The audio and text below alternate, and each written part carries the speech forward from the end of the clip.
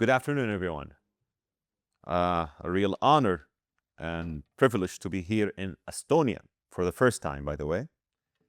For the first time in this region. I was in Riga, and now in Estonia, and then tomorrow I'm going to Brussels, inshallah, to complete this noble mission, I would say. But first, let's just celebrate victory. I believe that we are in a great moment where we celebrate victory. Why I'm saying this? Because inshallah today or tonight, time zones difference, okay? Tonight, inshallah, we will celebrate the release of the 20 hostages. The 20 hostages that were kept by Hamas in the dungeons of Gaza. 20 hostages that really sparked this ugly war that we witnessed for the past 20 years. 20 hostages will be back home, and it's a real victory. And I want to say one thing. It's a victory not only for the people of Israel, but also it's a victory for the people of Gaza, for the innocents who were dragged into this war against their will. Because I do believe that there are so many innocents in Gaza, and there are many victims of hate that they were indoctrinated with. And today I just want to give you some hope, because this is the most what we need, hope in the Middle East. And I'm so sure that what I'm about to tell you will give you hope to have a better vision for what the Middle East should look like, inshallah, in the future. When I said victory, I remembered one quote that Winston Churchill, my favorite public speaker, he's a great public speaker, I have to admit. Winston Churchill, when he speaks, you have to listen. In his first speech that he said as the Prime Minister in the House of Commons, he said, "Victory, however long and hard the road may be, for without victory there is no survival." I believe Israel was engaged in a war for the past 2 years for its survival. I know many might argue with how Israel did it, lots of PR damage, but it was a necessary war, a war for its own survival.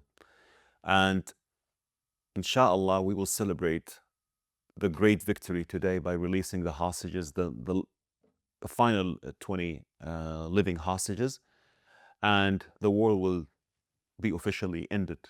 No more wars, inshallah. No more resumption of war. So before I dig in talking about Trump's plan and how I see the Middle East and what is my view, I want to answer a very important question that you might have in mind. Excuse me, Mr. Alshareef, why should we listen to you? Why should we listen to you? What is your credibility? Well, here is the tough answer. You see how hard I preach against the radical Islamists and the radical ideology of Hamas and those who hate Jews and who hate Israel. I was once in their shoes. I used to hold the same beliefs they hold today, but when I was a teenager. I was born and raised in Saudi Arabia to a mixed family, Saudi Egyptian, and all of my life I lived in Saudi, and I memorized the whole Quran at the age of 17. I went to a school, we call it in Saudi tahfidh, madaris al-tahfidh, the schools of memorizing the Quran, 114 chapters. I memorized it in a very short, I have a great memory, thank God. I'm using it for the good, but I was very well indoctrinated with hate. Hate against Jews, and then Christians, to make the Jews feel better. It comes Jews first, and then Christians. And then third, you have the polytheists, the atheists, And I was so sincere in this hate. You know why I was so sincere? Because I believe this is what God wants you to do. He wants you to hate Jews for the sake of God, for the sake of Allah. And then He wants you to hate Christians also for the sake of God. I believe I was so sincere and honest in trying to search for God. That was the case until 2010. I was 27. I was nominated for an exchange program to study French in Paris. And I went to Paris and studied French. And I signed up for something called a homestay program, a program where you stay with a family to improve your language experience. And that family, by pure coincidence, was Jewish. And I never knew that. I knew exactly that they were Jewish when I entered their house. In the living room, there was a big artwork of Hamagen David, the Star of David. I was about to scream. I had all the traumas in my head of the Egyptian TV shows of Ra'fat al-Hajjan and A Night Without a Horse, which is a great Egyptian TV show, by the way, one of my favorites, that took part of history and blended with lots of fiction. The part of history that it took was that the English invaded Egypt, right? No? You don't know the true story. The English invaded Egypt because of the Zionists. It's part of the protocols of the elders of Zion to control Arab lands, and this is why the English invaded Egypt. It was in 2002. It's still, by the way, it's still live on YouTube. You can find it, A Night Without a Horse. One of my favorite TV shows. That came into my mind when I saw the Star of David. Also, all the curricula in Saudi Arabia about Jews and about Israel came into being when I saw this Star of David. I freaked out. I said, how could... First of all, I felt the school was very disrespectful. And I wrote an email to the school. I want to shock you. I still have the email. I still have the email, and I haven't published it yet. I will publish it inshallah in my upcoming book, inshallah. The email dates to July 2010. It was a very polite email. You know what I said to the school? Dear, by the way, the name of the school I always say, it's not a secret, it's called Accord School in Paris. Dear Accord School, I don't feel comfortable being with a Jewish family. I would like to ask for a transfer. And I wrote other nasty things that I don't want to mention now. But you will see it when the email comes to published. I think that was a very shocking request to the school. First of all, France is a very secular country. So in the questionnaire they gave me for the family, they never mentioned the religion. They never mentioned anything. They just mentioned like, you want a family with a single room, single bathroom, shared bathroom. They would never... And I felt they would put me with a Tunisian, Moroccan, Algerian family from someone who's coming from Saudi Arabia. They would put him with a Muslim family. But a Jewish family, that was like astonishing. And the school said, okay, we'll take a couple of days to find you a replacement. I think that was the most rude response that they ever, or request that they ever received. The family was a Tunisian Yemeni family. They made a very nice Jewish trick. You know what is the finest Jewish tricks that Jews always do? Food. So I fell into the trap of this family, and they are, because of their origin, they offered me on a Saturday jahnoun, which is like a bread, a very, very delicious bread with butter. And it was like, you know what, I'm going to give them a chance to see how this family is all about. But no, the real reason why I stayed with the family, because I had intellectual talks with the mother about Jews, about Judaism. So I stayed for about a week or two. And then when the school came back to me, like, we can get you another family, I said, no, I just want to stay. You know why I decided to stay? Because I had an inner battle. I had an inner battle between what I was taught in school in Saudi and what I'm seeing with my own eyes. How can you make blessings before you eat? You Jews are infidels. By the way, so many people till today think so. Why do you make blessings? You're infidels. Jews are infidels. And not only that, but how can you also no images, nothing? You're not polytheists. You don't worship other. So many Muslims believe that Jews are polytheists, or they have partners alongside God, and other things as well. I was very astonished when I got to know from two Shabbat dinners. I learned a lot, but the greatest thing about this mother was she was very intellectual because she's originally from the Middle East. So we had discussions about religion, culture. And I remember one thing she asked me, Loay, why do you hate Jews? I said, because we were ordered to hate Jews.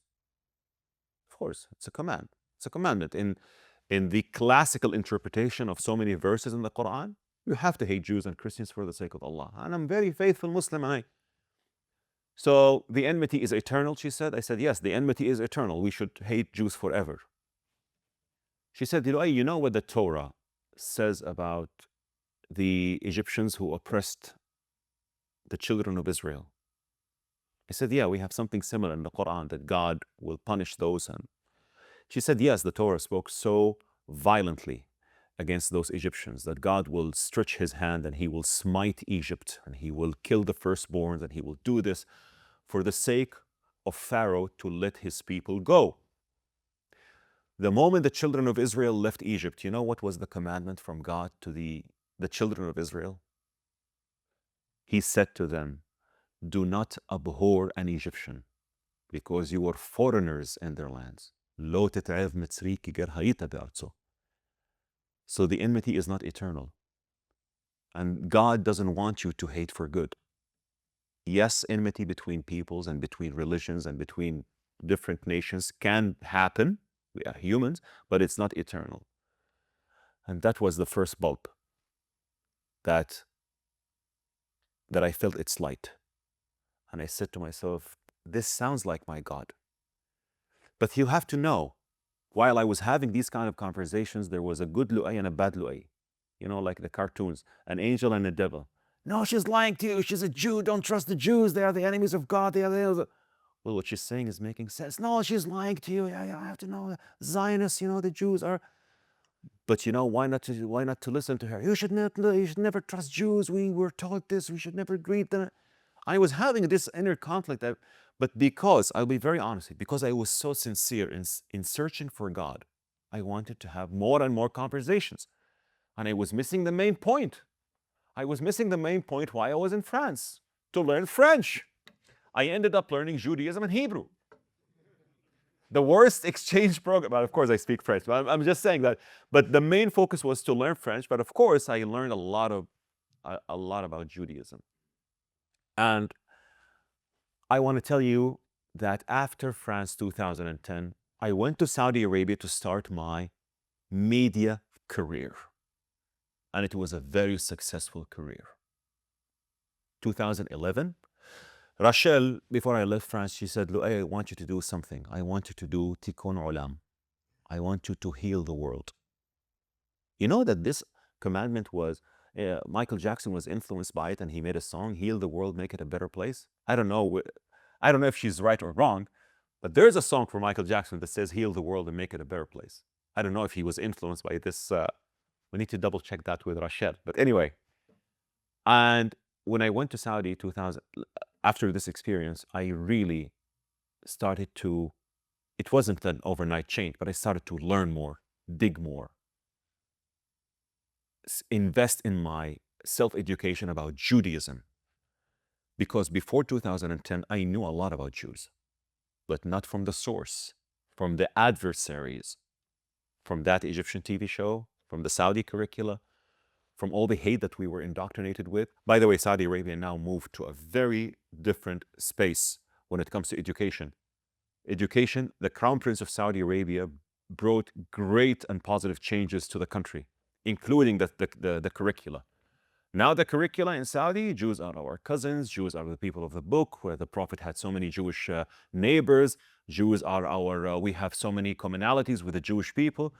And I looked at the curricula in 2022, like 3 years ago, and I said to myself, this is not what I was taught in late 90s. This is not what I was taught about Jews. But now, it's better, but I'm just telling you. So I had this kind of a moment where I wanted to learn more. My mom, God bless her, told me, when I told her about this experience, she said, Loay, you are under a sudden fascination with this Jewish family. Sudden fascination. it will fade away in 2 months.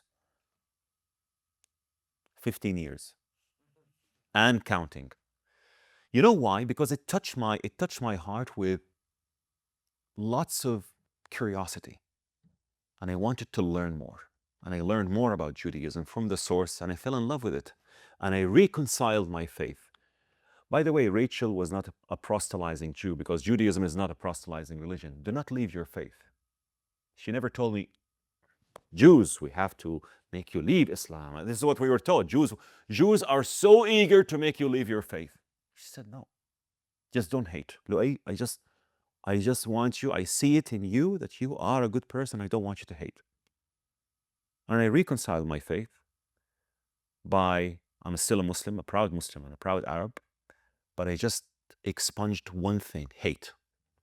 And I said to myself, all the interpretations by the scholars of the 7th century are not valid, and I will not go by them. It needs lots of courage to say this in the Arab world, by the way. It needs lots of courage to say this. And I found the commonalities between Arabs and Muslims, Muslims and Jews, astonishing. 1.8 billion we are. And we are named after Jewish prophets, kings, and heroes, and we don't make the connection. You have so many Muslims who hate Jews, who consider the word Yahudi or Ibn al-Yahudi, a son of a Jew, as an insult, while they are named after Isa or Jesus, who was a son of a Jew. A Jew, a son of a Jew. The word son of a Jew in the Arab world is like an insult. The son of a Jew. What's your name, my dear friend? Isa. You're named after the most famous son of a Jewish woman that we know in history, who was also Jewish. And then when you delve more into the words of Jesus himself, you'll be astonished. I always say to my non-Jewish friends, if you read the words of Jesus in the Bible, in the Gospels, you would think that Jesus would be a modern-day Likudi, right-wing Israeli, because his words are astonishing. He called the land Israel. In the Gospel of Matthew, when he warned his disciples, verily I say to you, you will not go through all the towns of Israel until the Son of Man comes back. He wore tzitzit. He was born in Bethlehem, Judea, raised between Capernaum and Nazareth. When he was praising his disciples, you know what he called them? You know when we want to praise someone now and you say, you're the man. You're the man in Jesus' words where you are a true Israeli. Like he said to Nathanael, you are a true Israeli, in you there is no deceit. But I hate Israel and I hate anything relates to Israel, my dear friend, and I'm a Muslim, my name is Isa. Doesn't make sense. Dots are not connected. Bridges are gapped. And we need to connect the dots. This is what I did. It's because of this experience. I started to learn more, to read more, and I started my media career in Saudi. This is very important for you to know. And many people who know me before I started to speak about Israel, they know my full story. 2011, I started my media career in teaching people languages. Languages, not only English, but also ancient languages, because I read and write Egyptian hieroglyphs. I read and write Arabic Nabatean, which is it's an oldest writing system that the Arabs used to write in Arabia. I was so famous. Everyone loved Loay in Saudi Arabia. One of the pictures that I pinned in my Instagram photo, when I received the best educational idea in Saudi Arabia 2013. You can see me, a young Loay. At that time I had hair. I lost my hair, just for you to know. I was shaking hands with the Minister of Education. I received 150,000 riyals, which is like $35,000. And it was the best educational idea, and it was called the concept of edutainment, learning through entertainment. I received 5 national awards in Saudi Arabia. Everyone loved Loay. Loay, he is the languages and history buff that we should listen to. And then I translated the speeches of the Saudi kings, from King Abdul Aziz, may his memory be a blessing, to King Salman in English. And I was awarded by the Prince of Mecca. And I have the videos. All of these videos can be found on my Instagram. So you have to follow me on my Instagram. Like and share and comment. So I was awarded in 2017. And then I did a big show for Dubai before Common Era with the Dubai Media Office, 2019. And I did the best tourism show in Saudi Arabia that's called Laffat al-Mamlaka, around the kingdom. And I was honored in late 2019.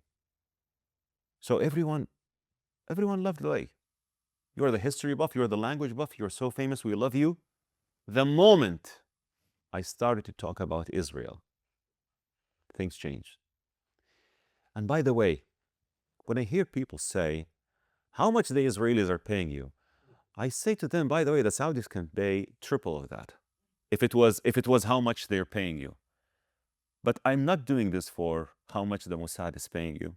$7,000 per post, come on. I receive $1 million. I'm just kidding, of course. But I'm just saying that the moment I started to speak about Israel, things changed. And I realized that there was a price to pay. When I decided to, when I first talked about Israel was after President Trump moved the embassy to Jerusalem. You remember that? When that happened, I wrote a tweet at that time. It went viral in the Arab world, especially by Al Jazeera. And everyone was saying, so you wanted us to trust you as the history buff, this is a Zionist plot. The Zionists are using this guy now so that we trust him, and you know what I said in that tweet? I said Jerusalem is not the capital of Israel because President Donald J. Trump said so. It is the capital of the Kingdom of Israel because the character that we honor, revere, and respect and name our children after in Islam did so 3,000 years ago, King David. Let me tell you the story. And I was just writing a tweet. It was a very, very informative tweet about King David, about the Jebusites, about who lived 3,000 years ago, why David chose Jerusalem as the capital after it was Hebron or Shechem. What is the political significance of that? What archaeological evidence that proves that David existed, like Tel Dan and other tablets or stelas? Very, very, very informative perspective. But Al Jazeera took that is a Zionist plot. This is how Zionism gets in. And this is how the Zionists want to change. And this is, Loay fooled us for 7 years from 2011 to make us believe that he is the history and languages buff to pass this Zionist agenda. Crazy, I know. The first price I paid was when Saudi companies and media companies started to fade away. We love you, you're good, everyone, but I'm sorry, Loay, if we associate ourselves with you, you are the face of you know what they call me? The Arab normalizers. You know what normalizers means? It's an accusation that you are normalizing relations with Israel. It's an honor. It's an honor to be called a normalizer. But the price was bearable. It's okay. Why not? I go to Saudi. I still visit my mom and my family. But the greatest price was in 2023 when October 7 happened. When October 7 happened, I woke up that morning and I said, will you speak up? Because I don't want to shock you. That morning, most of the Arab world was celebrating October 7. I don't want to shock you. Many were celebrating October 7. Many saw it, the end is nigh, Israel is finished. To speak up on social media on that day in favor of Israel, you're doomed. But I ask myself a question, did you really change? Or was it just like a sudden fascination? I said to myself, I really changed. I swallowed the radical ideology of Islamists and I expunged it. But not that I expunged it with emotions. I expunged it with knowledge, with facts, with truths. I have this knowledge that I can counter back their arguments. I never hesitated. I spoke up from day one in support of Israel's right to defend itself, against the atrocities, the real genocide of Hamas, because Hamas really wanted to kill as many Jews as possible on that day. It was never about the land. It was never about the land. It was never about the two-state solution. It was never about living side by side with Israel.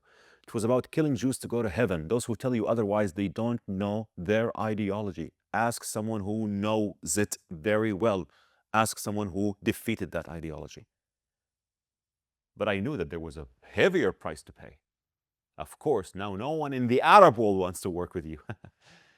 But God closes windows, opens lots of doors. And I received lots of opportunities. I didn't plan this. I just said, you know what? I trust God and I do the right thing.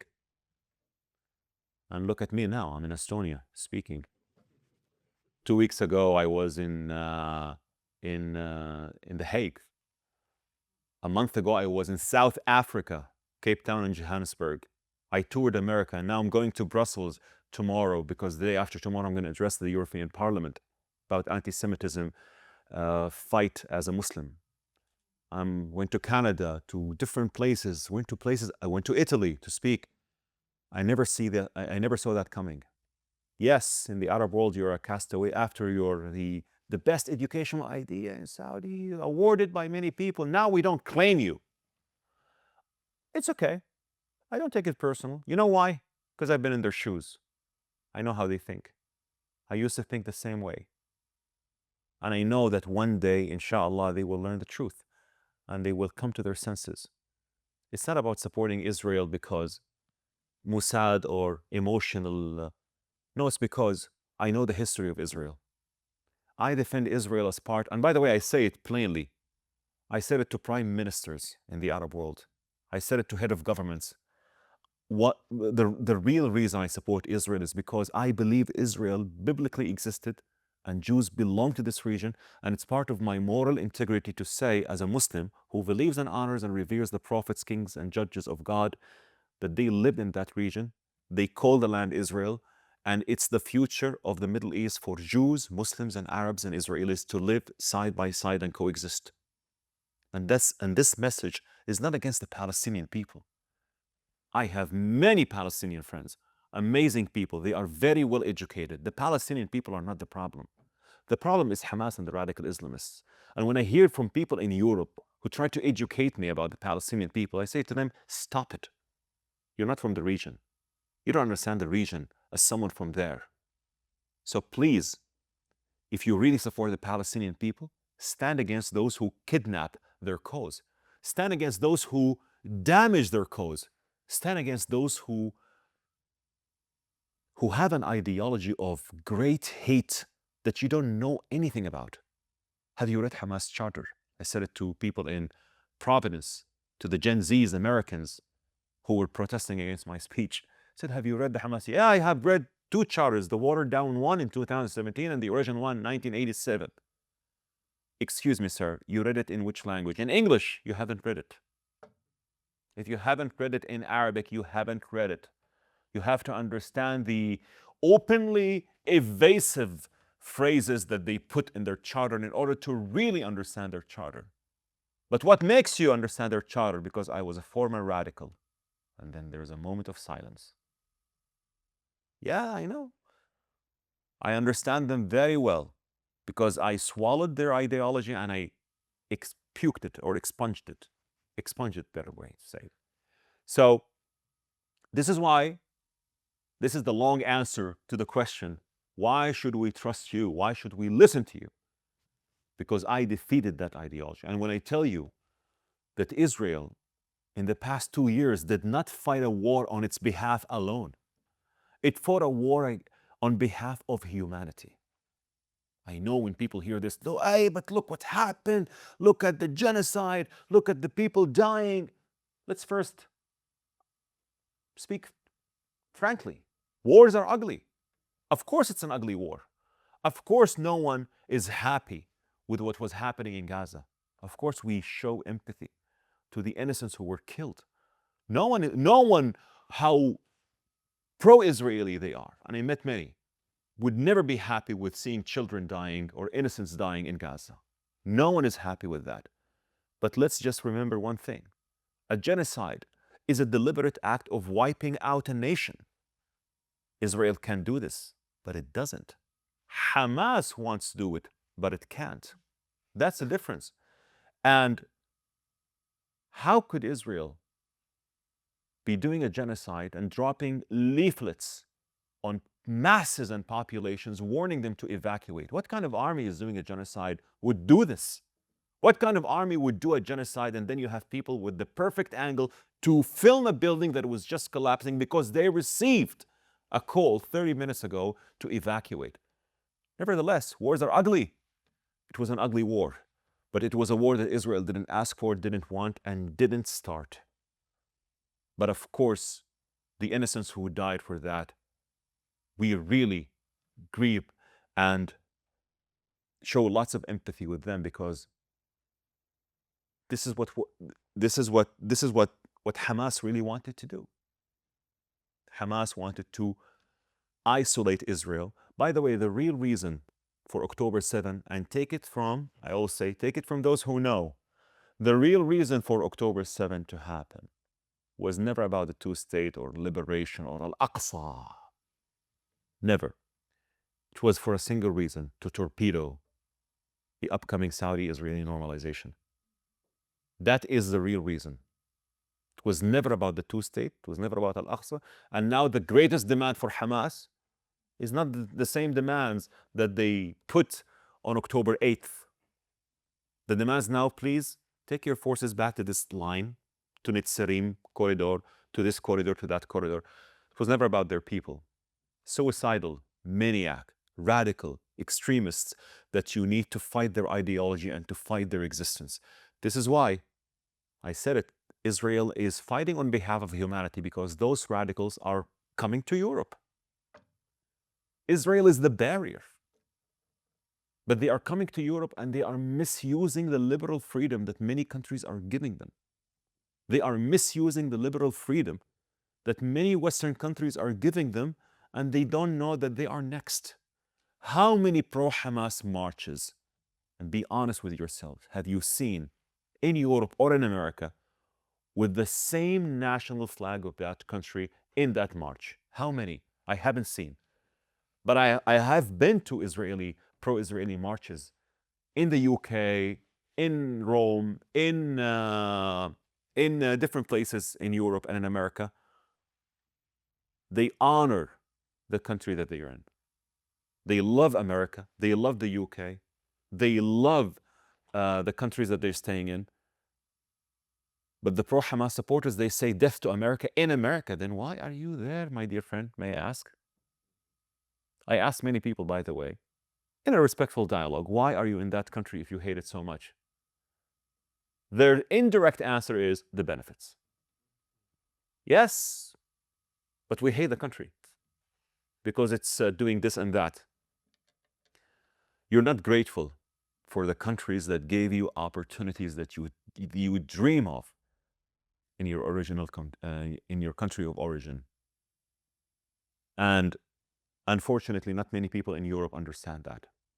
So Israel was in a war on behalf, and I believe Israel will receive a stand ovation from humanity after this war, when everyone sees how Israel truly defended humanity in that war. So when I say to you that I know exactly their ideology, I'm telling you that Israel was in a war and in a victory, not only for its people, but for even the Palestinian Gazans who lived in that strip against their will and against the will of Hamas. So I want to say that my approach in social media is very simple. My approach in social media to advocate for peace is just like what I explained to you moments ago.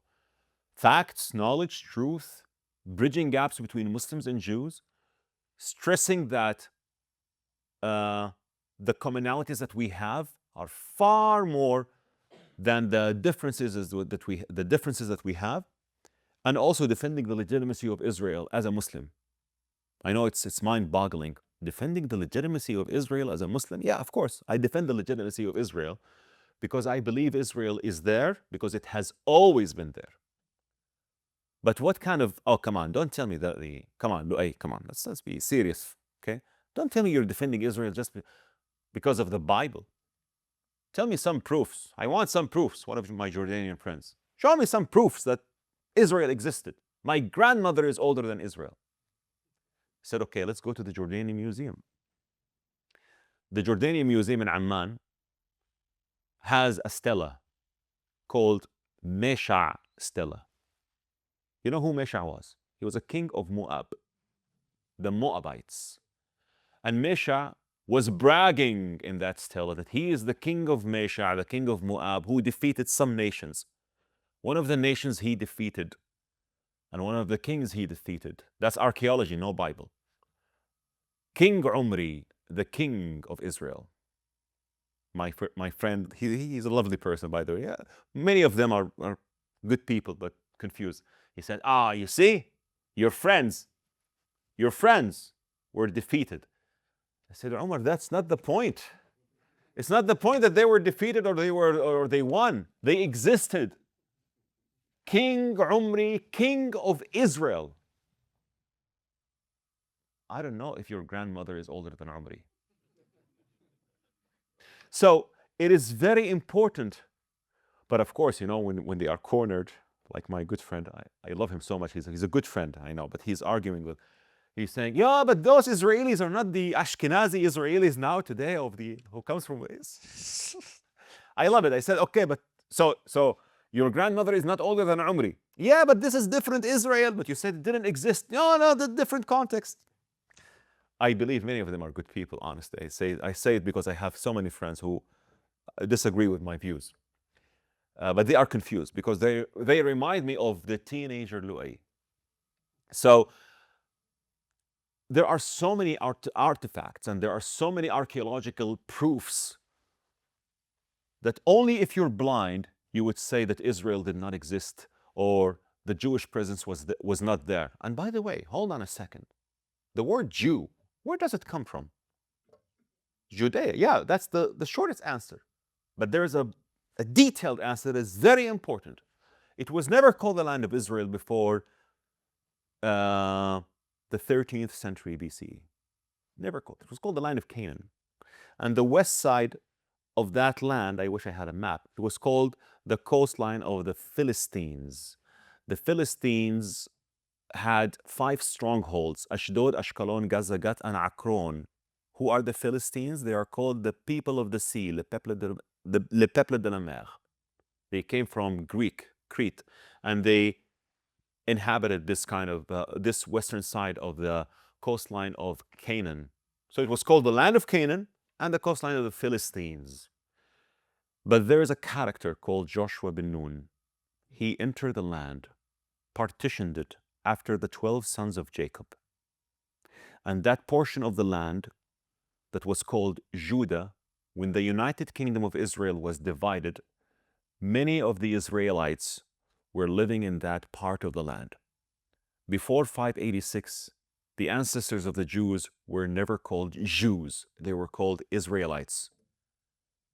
In the book of Jonah, Yonah, a prophet, and in his book, you'll find that when the sailors were asking him, who are you? What are you? What are you doing this? He said, Ivri anochi. I'm only a Hebrew. I'm just a Hebrew or an Israelite. What happened after 586? The Babylonians, and that's archaeologically proven, historically proven, they came into that region and they captivated the Israelites or the Hebrews from that portion of the land. When they took them back to Iraq, they asked them, where you guys are from? They said, we are from Judea. We are the Jews. If the ancestors of the Jewish people were taken from the portion of the land that was called Dan, they would now be called the Danites, or the Ephraimites, or the Benjaminites.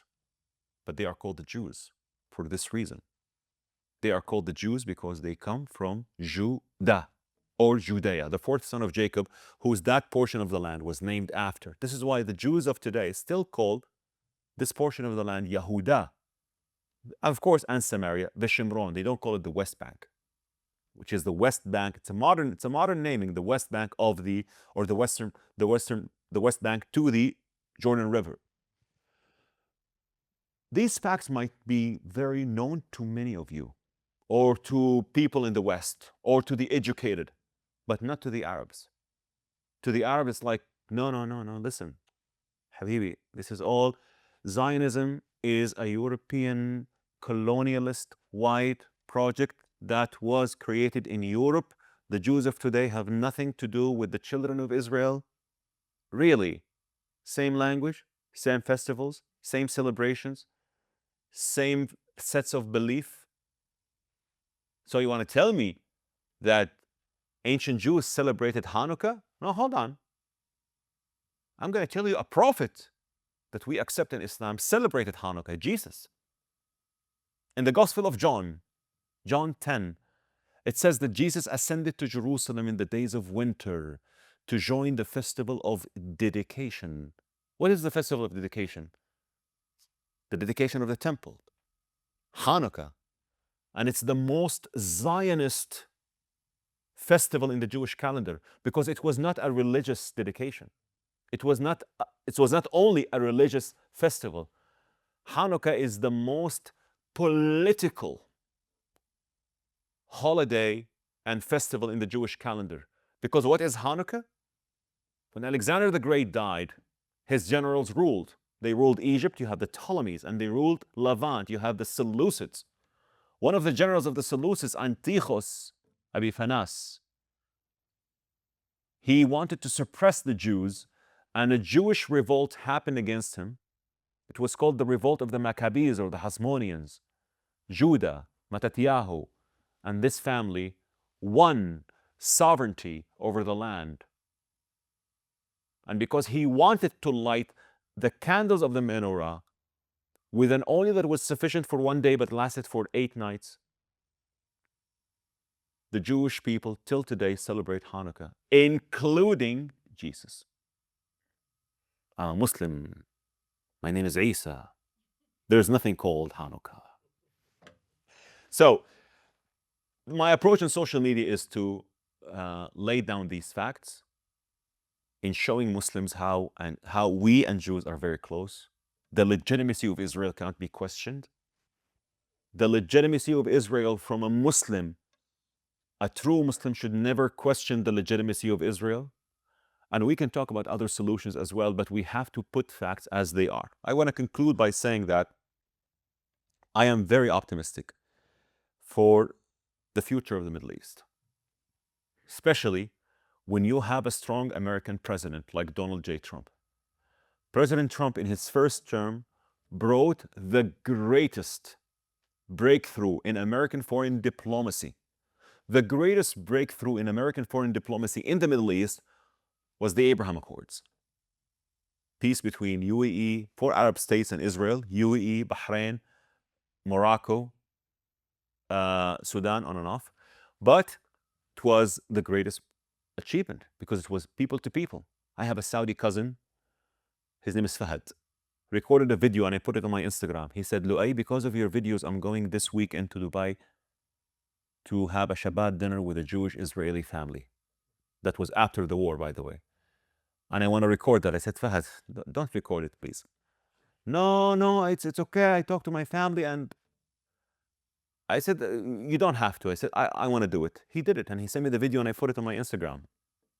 And many Fahads, many Lu'ays, many people are willing to join this movement. We are a growing minority, but many minorities became the majority. The Maccabees were a minority.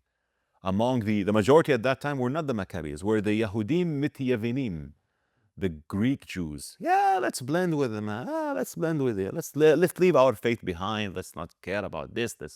Let's submit to the Hellenization by the Seleucids. By the way, fact check this. You know that the Maccabees had peace with the kingdom of Arabia at that time? The Nabateans. The Nabateans and the king of the Nabateans, Aretas, or in Arabic, Alshareef, established peace with the Maccabees or the Hasmonean family. Not only that, he supplied arms to the Maccabees in the revolt against the Seleucids. Were we taught this in schools? No. Were we told this? Were we ever told anything about the Nabateans in Petra and Al-Ula or Hegara? Were we told anything about the political alliances they made with the Jewish state at that time? No. But I want you to read more about, because Josephus wrote about that, Josephus, and also Pliny. They wrote about that. It's not the Bible, because it's the Bible. It's not the Bible. I am very optimistic that this will grow, the Abraham Accords and peace, the permanent peace in the Middle East. But we need to have a strong America, and we have a strong America. And we have a strong America that can help us in doing that. I believe that Palestinian people have the right to live in dignity side by side with Israel. I don't personally believe that the Palestinian state is a priority now. The priority should be finding a Palestinian leadership that accepts to live side by side with Israel, that accepts to recognize Israel as a Jewish state, that stops teaching its children to hate. If you have these conditions in a leadership, in a sincere leadership, I tell my friends from the Arab world, the Israelis will march into the streets of Tel Aviv and Jerusalem demanding a Palestinian state. But these conditions are not met, especially after October 7. Many Israelis who came to me, by the way, because I was speaking about this before October 7. You are a Bibitzim, you are a Likudi, you are a Zionist. Israelis, you are a Zionist, that's Tzionist. After October 7, they became my supporters. They themselves became Zionists. Even the Smolanim, the leftists in Israel, are now becoming more and more right-wing. October 7 changed everything, by the way. But I know that deep down, they want to have peace with the Palestinians. But they don't see it.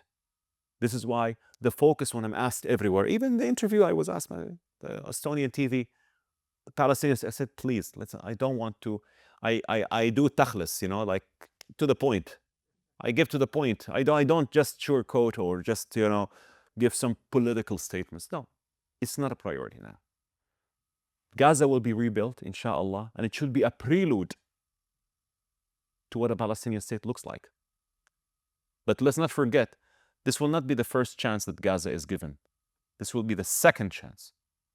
The first chance was in 2005, the summer of 2005, when Israel decided to unilaterally withdraw from Gaza, Ariel Sharon. Let's give the Gazan.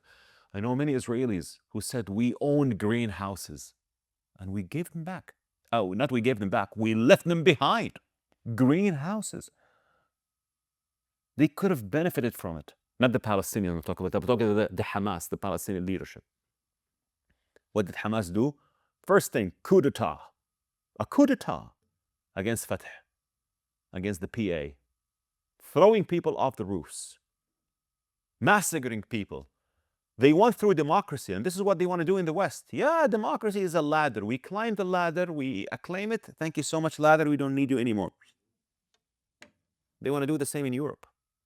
So this is why it's very important for you to listen to the voices from the Middle East, to those who know. And I can claim that I am an expert when it comes to de-radicalization in the Middle East, and I need my voice and the voices of my likes to be heard, because we are the growing minority that put their heads above the parapet, and we are going to be the future of this region. I am very optimistic. The next 3 years, inshallah, will be flourishing, and I'm very hopeful that a permanent peace in the Middle East is possible, inshallah. Thank you so much.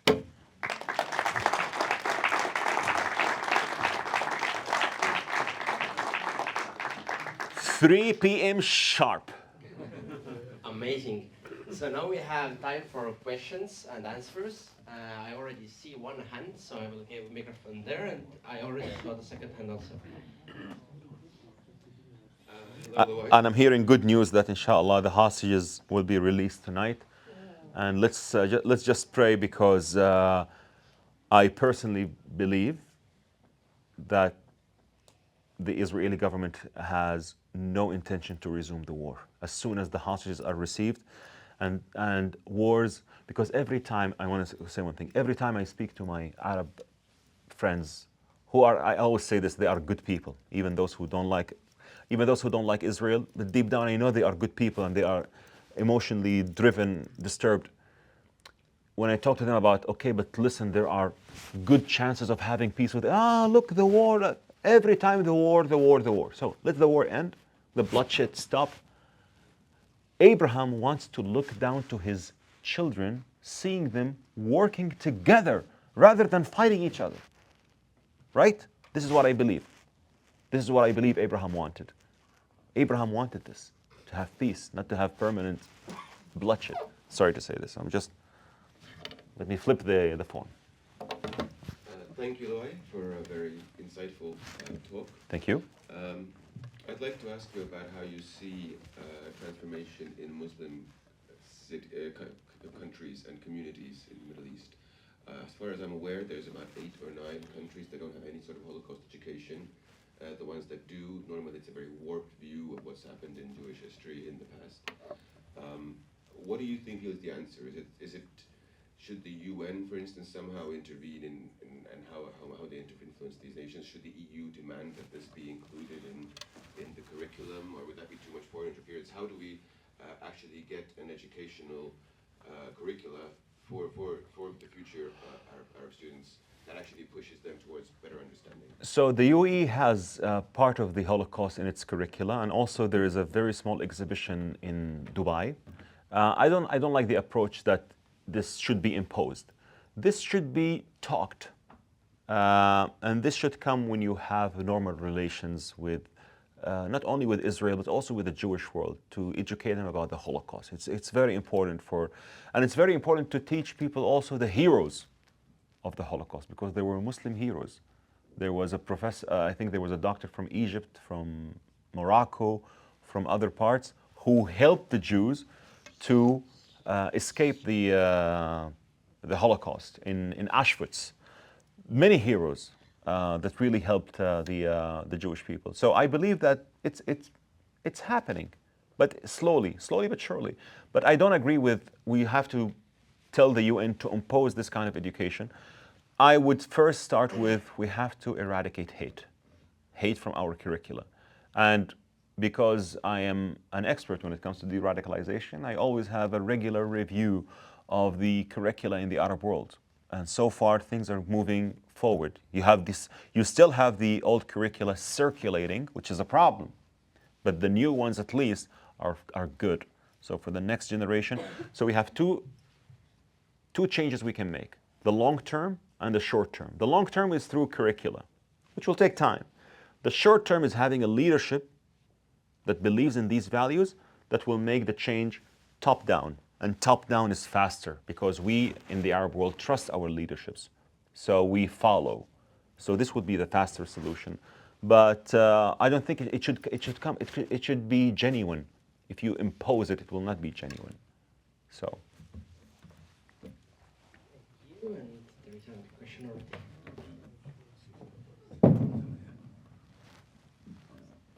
Hello, I'm highly disappointed what's going on in Europe with all the pro-Palestinian demonstrations and meetings that we have. Do you see any way how we can reverse this damage, what is already done in Europe with this?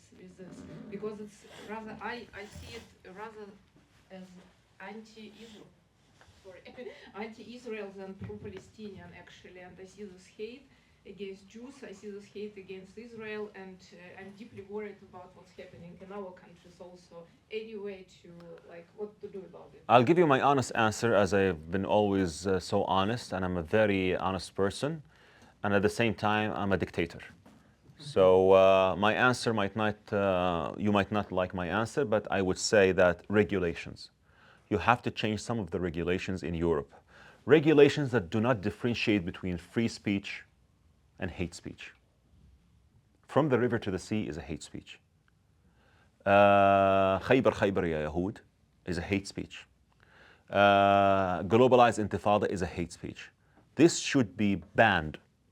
And taking these kind of speeches should be punished by law. But you don't have this law because people say this is freedom of speech and we have to. No. By the way, I've been marching with the Israelis in so many cities. All the how to say this, the slogans that they were repeated, none of them was a battle cry. All of them was bring them home, free the hostages, more peace. I never heard in Canada, in the US, in Europe, a pro-Israeli march was saying anything or bad-mouthing the Palestinians or the Arabs or the Muslims. But I don't like to say pro-Palestinian because I'm pro-Palestinian. I love the Palestinians. But I say pro-Hamas. I put them in their face. Pro-Hamas marches. The pro-Hamas marches who are disguised as pro-Palestinians, they are just spouting hate with lots of their slogans. And many of their slogans are battle cries. If you don't have the regulation, then it will be allowed. But this is why when I meet with politicians from Europe, from the US, I tell them that. And many of my peace activists from the Arab world tell them that. And they say, yeah, we understand. Yeah, you have a point. But we need to have more voices that would tell us that we need to change our regulations. You have here in Estonia, in Latvia, in France is lost, in different places, you have liberal freedom, which is great. But don't let that liberal freedom be misused by those who don't appreciate it. So my answer to you is laws and regulations. I am not against free speech. But if there's a free speech that would endanger the security of any other group, even if they were the Palestinians, of course, it should be banned.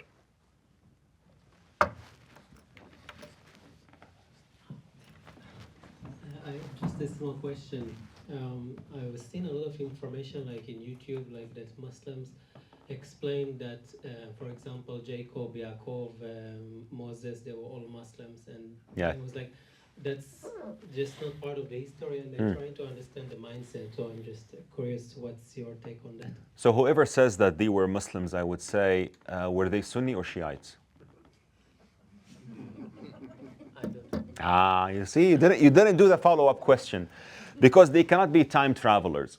So I understand what the Quran wants to say. The Quran wants to say that the prophets were all monotheists. But the word for a Muslim as a modern day Muslim is absolutely wrong. Because Jesus was Jewish. All the prophets who came from the lineage of Judah were Jewish. Yes, I understand the Quran says Abraham was not a Jew. I understand that, and the Jews say he was a Jew. I understand what the Jews want to say. I understand what the Quran wants to say. The Quran wants to say he was not Jewish because he was before Judah, before Jacob, but he was a monotheist. And the Jews say he was a Jew. He was a Jew because they mean that he has the same faith of his children, and also he was the founder of the faith that we call today Judaism. You see, these kind of details, you have to dig deep into it. But when you as a Muslim say, no, Jesus was not Jewish, he was a Muslim, this is madness. Because he was Jewish, pure Jewish, I would say also Likudi, according to what he says. Of course, no, according to what he said, let's judge, because I speak also Syriac Aramaic, the language of Jesus. And when you have his sayings in the gospel marked as red, right wing, and proud Israeli, proud Jewish. You know what Jesus said to the Samaritan woman? You know the Samaritans are a group of Israelis who came after the Assyrian captivity, and they said we cannot go to the Mount Zion, so we worship God on Mount Gerizim. Mount Gerizim is a very significant mountain in the Torah, because when Joshua came to the land, he partitioned the children of Israel, 6 tribes on Mount Gerizim and 6 tribes on Mount Ebal. the mountain of the blessings and the mountain of the curses. So the Samaritans took Mount Gerizim as a mountain of worship. When the Samaritan woman met Jesus and she told him, our forefathers worshipped God on this mountain, you know what he told her? The right-wing Jesus? He told her, you worship God on a mountain that you do not know, while we worship God on a mountain that we know, because salvation comes from the Muslims. From the Muslims, really? No, salvation comes from the Jews. Salvation comes from the Jews.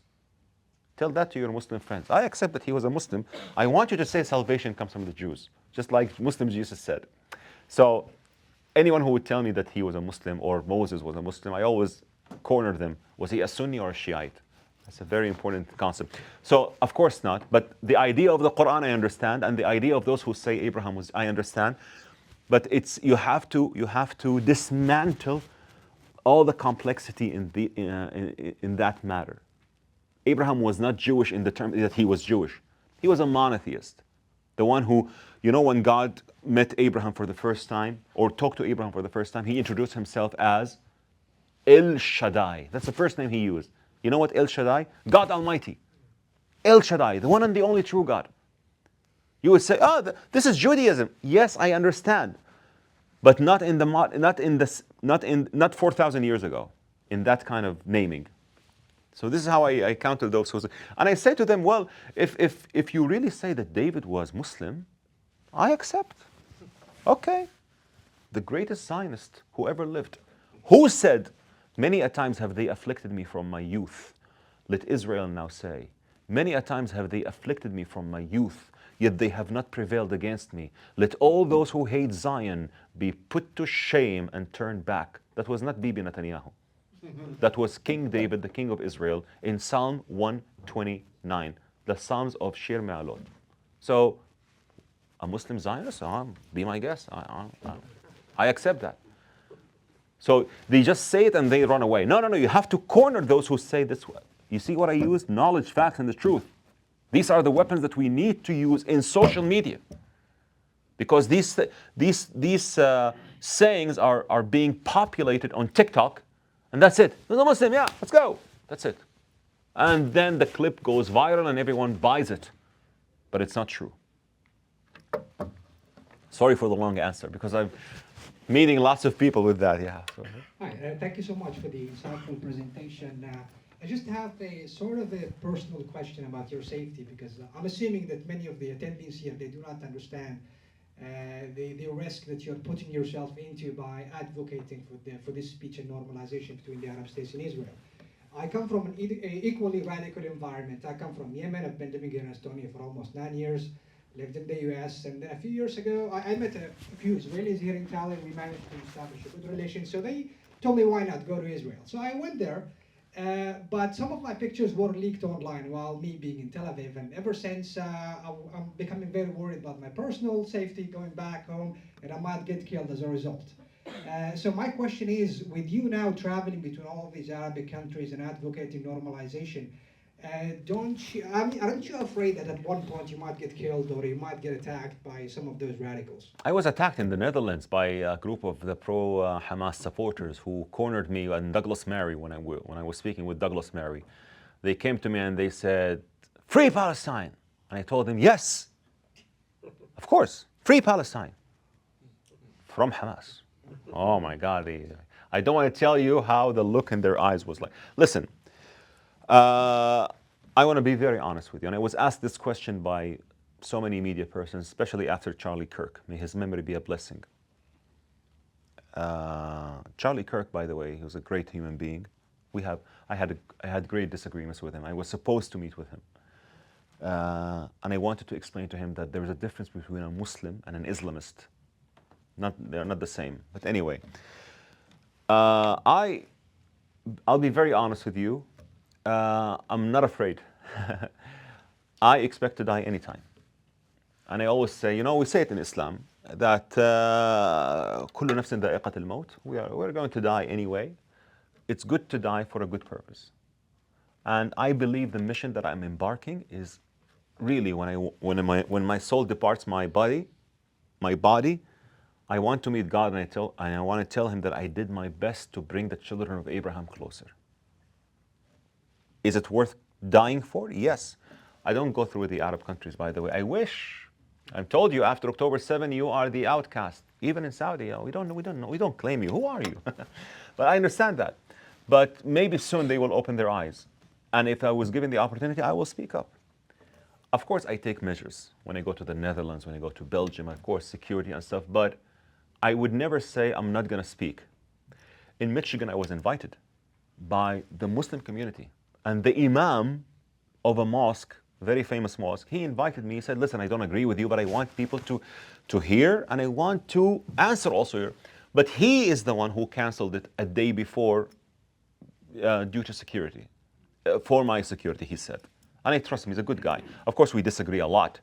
But at least he said, but at least he gave me the opportunity. And I spoke to other Muslims, by the way, in Manchester, in Liverpool, in Canada. And I spoke even to, very side talk with non-Zionist Jews, who I always call them, by the way, with all due respect. I love everyone.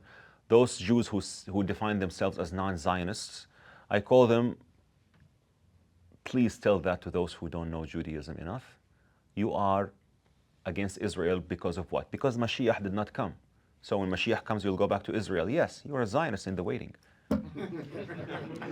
Zionists in the waiting, I call them. But I speak to everyone, by the way. I speak to everyone, but I don't think about it much. But if there's a bullet or there's someone who would take out my life because of the mission that I do, I have zero regrets.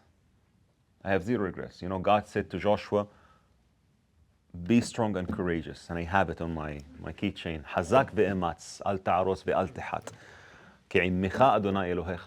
You're not Jewish. Why do you quote this? But these are the people that Muslims say we believe, honor, and revere. Joshua was praised in the Quran. You know that Joshua and Caleb were praised in the Quran. قال رجلان من الذين يخافون أنعم الله عليهما. Joshua and Caleb were praised in the Quran because they were the only two spies who insisted on entering the land, and the rest of the Jews or the rest of the Israelis were punished. You see, they were punished, your friends. Yeah, they were punished because they refused to enter the land because they were not Zionists. They were punished because they were not Zionists. But Joshua and Caleb were praised because they were Zionists. This kind of knowledge we need to tell our Muslim friends and our Muslim brothers. If it means that your life is in danger for this noble message, so be it. I'm not going to go back to the other side. I've seen what it looks like. And I looked back and said, thank you so much. I'm not going back. I've seen the darkness and the abyss of this ignorance. And I'm not planning any time to go back. But it's worth it. I take my measures, but it's worth it. I love Yemen, by the way, so much. I love the Yemeni people. They are the kindest people. By the way, the people of Yemen, they have pure heart. Great people. I love them so much, really.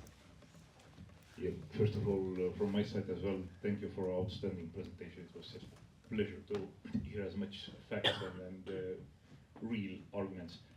My question is for you as a media expert or at least educated media person. How you would explain this kind very much Western public media pro-Palestinian, let's say, attitude, which has been occurred after the really initial attack, which was clearly that Hamas was attacking Israel.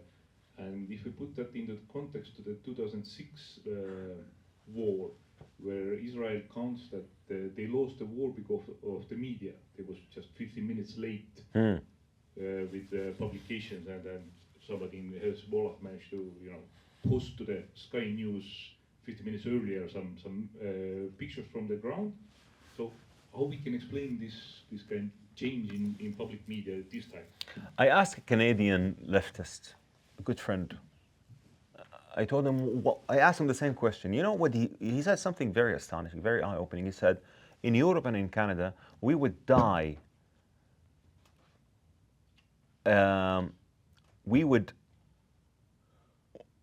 We hate to be called racists. We would die instead. they don't want to be called racists, and they don't want to be called, how to say this, like pro-colonization. And this is the image that they see about Israel. I was in South Africa, and everywhere I go to South Africa, the buzzword is apartheid. How could you support peace with Israel and it's an apartheid? And we defeated apartheid. I feel that, when you have a trauma and then you are healed, you have some post-trauma side effects. One of those side effects, you don't want to be associated with anyone who is associated with things that you have overcome. So Israel, to the South Africans, many, is an apartheid state. Of course it's not, but I'm just saying. So they don't want to be associated with that. So this is why the fierce attack comes from South Africa, because they have defeated apartheid in 1994. I see something similar in the West. But the thing that I don't understand is the marriage between radical Islam and walk lift. I don't understand how is that happening. Like really, when you see people from the walk lift communities saying free Palestine, it's really chicken for KFC. They don't know that many of them would be thrown off tall buildings if they would ever live in areas controlled by the mentality of those who they support. Ignorance is part, the feel of guilt. And the feel of guilt, I saw it in South Africa. Every time you bring Israel to the table, it's an apartheid. No. And by the way, we trust the grandson of Nelson Mandela because he went to Israel and he said it's an apartheid. But I've been to Israel. It's a Jewish state, yes, but it's not exclusive to Jews. I've seen Muslim citizens, Christian citizens. No, it's an apartheid. Let's do this, go to Ramallah, go to this, but it's not Israel. No, but listen, are you more expert than, what's his name, the grandson of Nelson Mandela? Are you more expert? We trust him. They don't want to be associated to anything relates to apartheid because they've overcome it in 1994.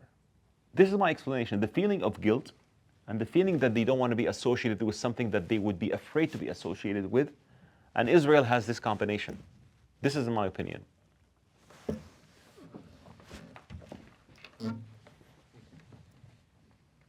Thank you. You talk about hate, and I fully agree with you that you shouldn't use this word. But we have a president in America called Donald Trump. He's using the hate all the time. He hates opponents, he arrests people who are against him and so on. What will you tell to him the next time you go to America? Excellent question. I agree with, I totally stand against hate. And I believe that hate is, there's a song, I love it for, what's his name? Let God deal with the things they do, because hate in your heart will consume you too. Just the two of us. It's a very nice song. If I would have a say to anyone who is powerful, decision maker, that would apprehend people for their color, race, or ethnicity, I would say this will have severe consequences that will backfire and will damage everyone. This should not be the case. I'm not talking about President Trump in specific, I'm talking in general, but I would say, and this is why in my advocacy for peace with Israel, in trying to normalize relations with Israel, I always tell my supporters, and I always tell those who support my cause, and to those who want to join this movement, do not spout hate. Do not badmouth any religion, any ethnicity, and in specific the Palestinians. Because many Palestinians believe that I am the enemy of the Palestinians, which is like nonsense, but I'm just saying that, no, he hates us. I don't hate the Palestinians, of course. I don't hate anyone. But I stand against Hamas, I tell you, because I know their ideology so well. So my advice to any decision maker, hate will backfire.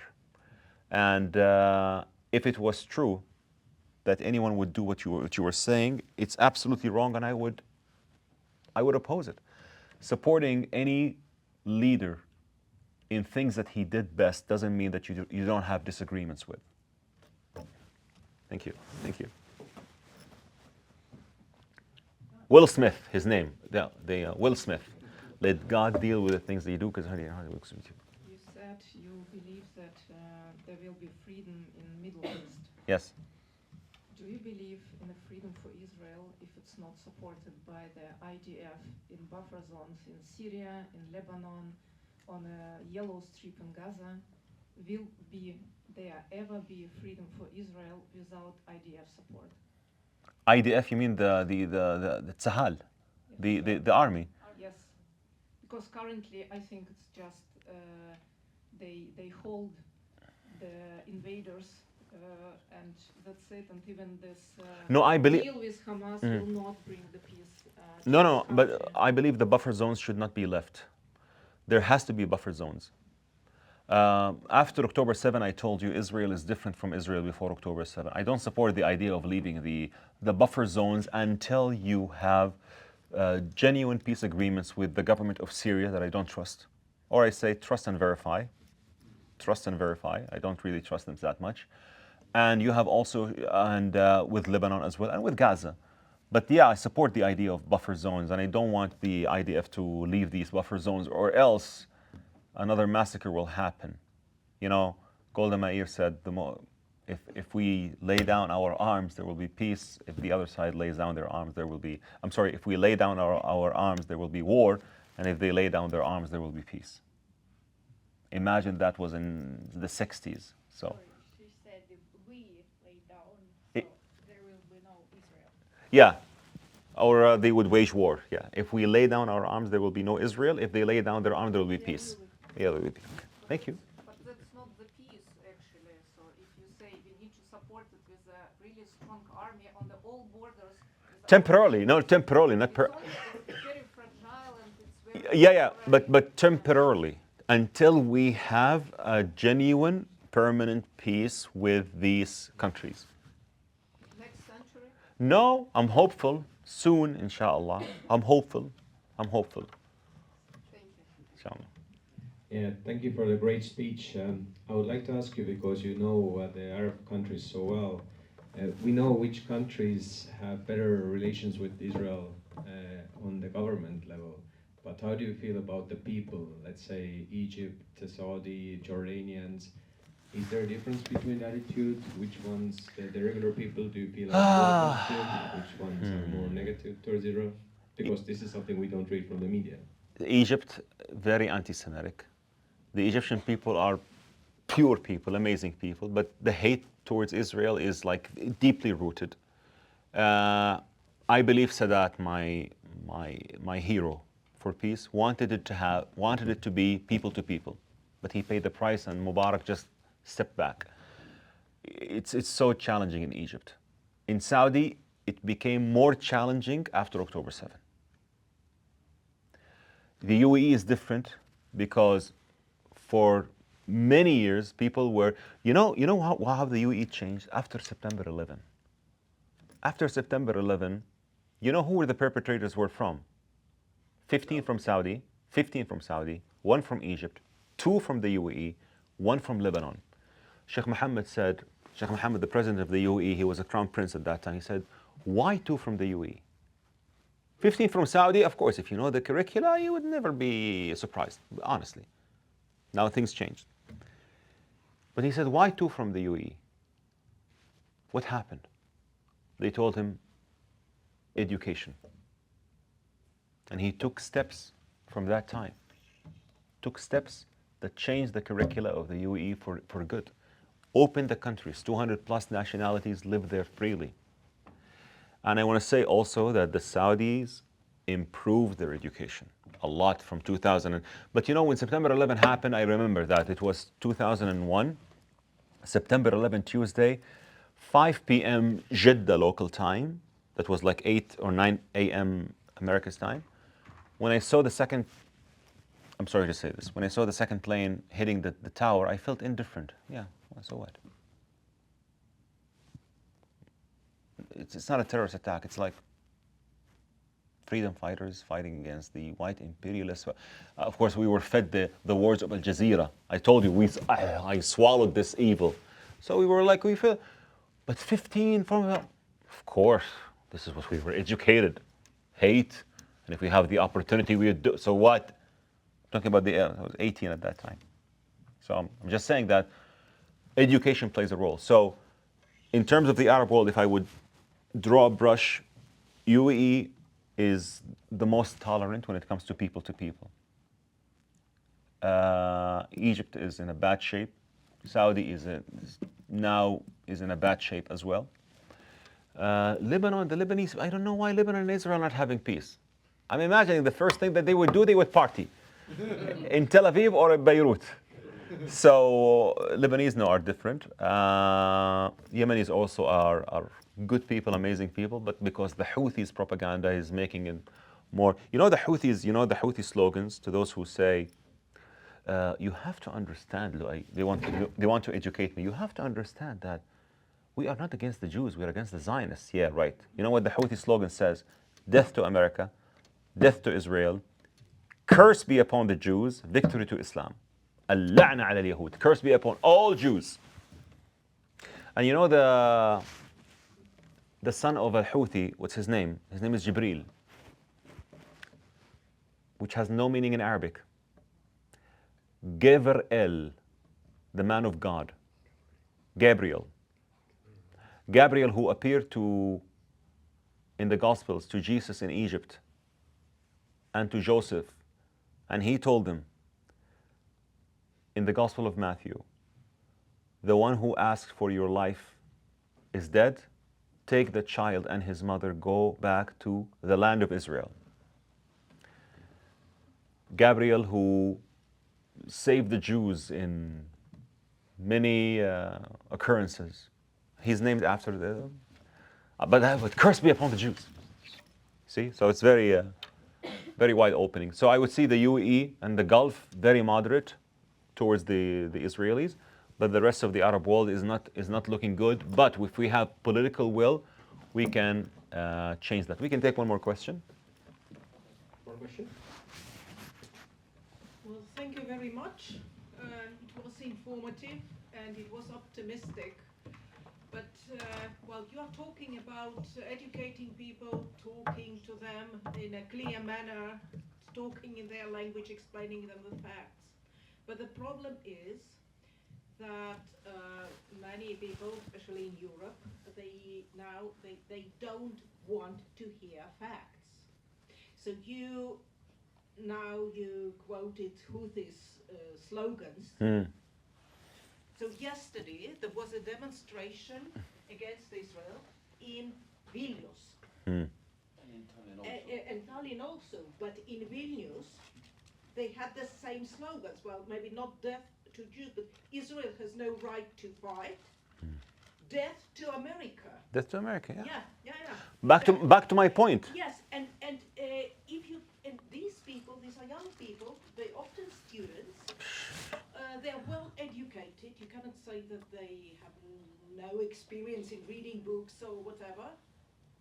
But how would you explain the fact that they don't want to hear? Because they have some slogans in their mind, and if the facts speak against the ideology, guess who will win? I don't know. I know. If you can help this, it would be great. So the first question I want to ask, in response to your question, why was it allowed, this slogan to be visible? Back to your answer, regulations. You cannot have this. You have to regulate it, and you have to make regulations. I'm saying again, I'm not against free speech, but this is not free speech. This is pure incitement. Pure incitement. There's a difference between freedom of speech and freedom of incitement, and this is pure incitement. Two, if they don't want to listen, we have to at least give the same floor to those who have different opinions from the Arab world. And this is why I'm so grateful, of course, to the community here in Estonia for giving me the floor to speak. And many of those who don't want to listen, they don't want to listen because of the war and and how ugly that war is, but sooner or later they will listen. But this shouldn't be visible, they shouldn't be allowed in the first place. So back to my point, regulations, there has to be a change in regulations, honestly, because people don't really see it. Many European countries have fallen, I always say this. Many European cities have fallen, and it's too late for them to change. London, Paris. It is too sad that the country that de-radicalized Loay is becoming more radical today. France. I wrote a letter to the president of Mr. President Macron, and I mentioned that. I told him, President Macron, the family that changed my life left France in 2014 when the incident happened in the synagogue in Paris. They now live in they now live in the French colony of Israel, Netanya, where everyone speaks French. No, but the sad story is that they left France. They left France. So there has to be a change in regulations. Sorry if this sounds very dictatorship, but if an Israeli, for example, would write something, or if there is a pro-Israel march that would write something about the Palestinians, or something that would show total annihilation or pure hate, I would stand against that as well. Of course, there's a difference between the Palestinians and Hamas. Okay, thank you so much. God bless you all. Thank you. Thank you so much. Thank you so much.